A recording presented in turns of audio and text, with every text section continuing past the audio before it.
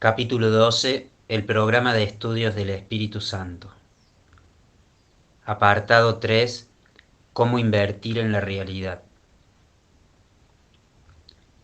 Te pedí una vez que vendieras todo cuanto tuvieses, que se lo dieras a los pobres y que me siguieras. Esto es lo que quise decir. Si no tienes interés alguno en las cosas de este mundo, puedes enseñarles a los pobres dónde está tu tesoro. Los pobres son sencillamente los que han invertido mal, y vaya que son pobres. Puesto que están necesitados, se te ha encomendado que los ayudes, pues te cuentas entre ellos. Observa lo bien que aprenderías tu lección si te negaras a compartir su pobreza, pues la pobreza no es otra cosa que insuficiencia, y solo hay una insuficiencia ya que solo hay una necesidad. Suponte que un hermano insiste en que hagas algo que tú crees que no quieres hacer. Su misma insistencia debería indicarte que él cree que su salvación depende de que tú hagas lo que te pide. Si insistes en que no puedes satisfacer su deseo y experimentas de inmediato una reacción de oposición, es que crees que tu salvación depende de no hacerlo.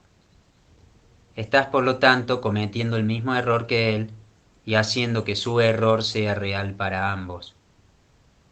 Insistir significa invertir, y aquello en lo que inviertes está siempre relacionado con tu idea de lo que es la salvación. La pregunta se compone de dos partes. Primera, ¿qué es lo que hay que salvar? Y segunda, ¿cómo se puede salvar?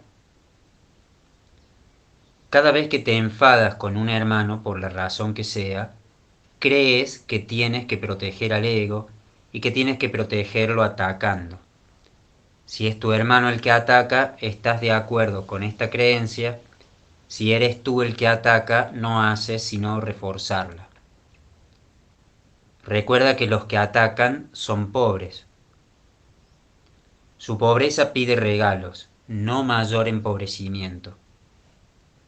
Tú, que podrías ayudarles, estás ciertamente actuando de forma destructiva si aceptas su pobreza como propia. Si no hubieras invertido de la manera en que ellos lo hicieron, jamás se te hubiese ocurrido pasar por alto su necesidad. Reconoce lo que no importa, y si tus hermanos te piden algo descabellado, hazlo precisamente porque no importa. Niégate y tu oposición demuestra que sí te importa. Eres únicamente tú, por lo tanto, el que determina si la petición es descabellada o no, y toda petición de un hermano es tu propia petición. ¿Por qué te empeñas en negarle lo que pide? Pues negárselo es negártelo a ti mismo y empobrecerte a ti y a él. Él está pidiendo la salvación al igual que tú. La pobreza es siempre cosa del ego, nunca de Dios. Ninguna petición es descabellada para el que reconoce lo que es valioso y no acepta nada más. La salvación es para la mente y se alcanza por medio de la paz. La mente es lo único que se puede salvar y solo se puede salvar a través de la paz. Cualquier otra respuesta que no sea amor surge como resultado de una confusión con respecto a qué es la salvación y a cómo se alcanza, y el amor es la única respuesta. Nunca te olvides de esto y nunca te permitas creer ni por un solo instante que existe otra respuesta, pues de otro modo te contarás forzosamente entre los pobres, quienes no han entendido que moran en la abundancia y que la salvación ha llegado. Identificarte con el ego es atacarte a ti mismo y empobrecerte. Por eso es por lo que todo aquel que se identifica con el ego se siente desposeído. Lo que experimenta entonces es depresión o ira, ya que lo que hizo fue intercambiar su amor hacia sí mismo por odio hacia sí mismo, y como consecuencia tiene miedo de sí mismo. Él no se da cuenta de esto, aun si es plenamente consciente de que está sintiendo ansiedad. No percibe que el origen de ésta reside en su identificación con el ego y trata de lidiar con ella haciendo algún trato de mente con el mundo. Siempre percibe este mundo como algo externo a él, pues esto es crucial para su propia adaptación. No se da cuenta de que él es el autor de este mundo, pues fuera de sí mismo no existe ningún mundo. Si solo los pensamientos amorosos del Hijo de Dios constituyen la realidad del mundo, el mundo real tiene que estar en su mente. Sus pensamientos descabellados tienen que estar también en su mente, pero él no puede tolerar un conflicto interno de tal magnitud.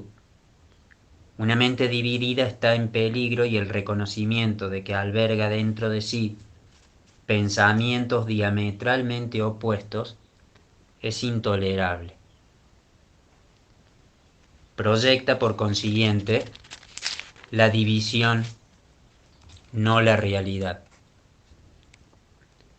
Todo lo que percibes como el mundo externo no es otra cosa que tu intento de mantener vigente tu identificación con el ego, pues todo el mundo cree que esa identificación es su salvación. Observa, sin embargo, lo que ha sucedido, pues los pensamientos tienen consecuencias para el que los piensa.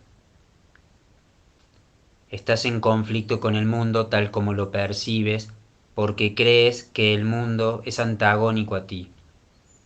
Esta es la consecuencia inevitable de lo que has hecho. Has proyectado afuera aquello que es antagónico a lo que está dentro y por consiguiente no puedes por menos que percibirlo de esa forma.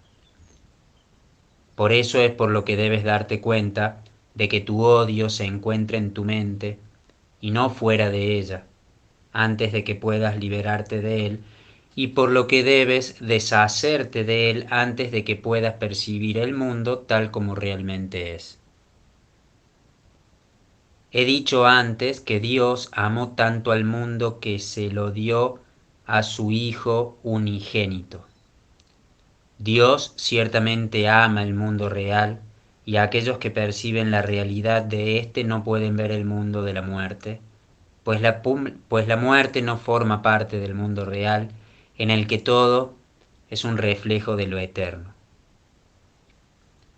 Dios te dio el mundo real a cambio del mundo que tú fabricaste como resultado de la división de tu mente, el cual es el símbolo de la muerte. Pues si pudieras realmente separarte de la mente de Dios, perecerías. El mundo que percibes es un mundo de separación. Quizá estés dispuesto a aceptar incluso la muerte con tal de negar a tu Padre. Sin embargo, Él no dispuso que fuese así y por lo tanto no lo es.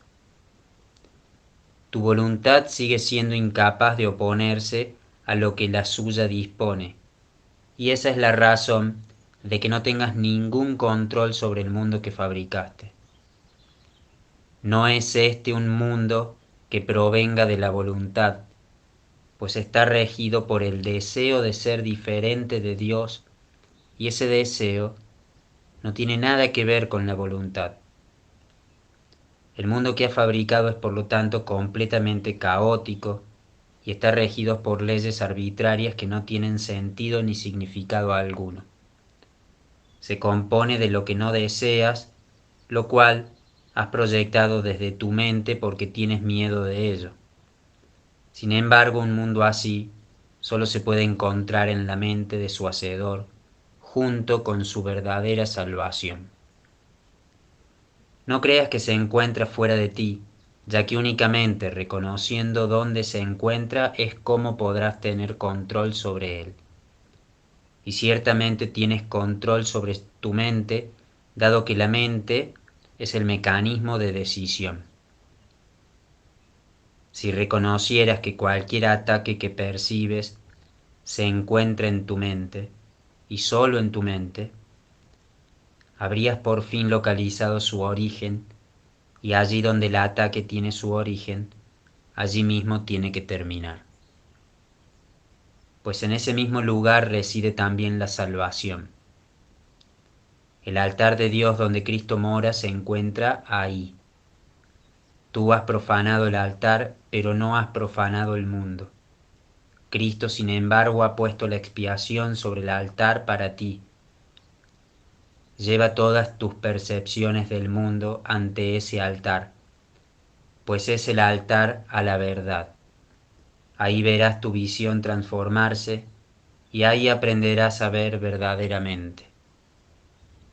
Desde este lugar, en el que Dios y su Hijo moran en paz y en el que se te da la bienvenida, mirarás en paz hacia el exterior y verás el mundo correctamente. Mas para encontrar ese lugar, tienes que renunciar a tu inversión en el mundo tal como lo proyectas y permitir que el Espíritu Santo extienda el mundo real desde el altar de Dios hasta ti.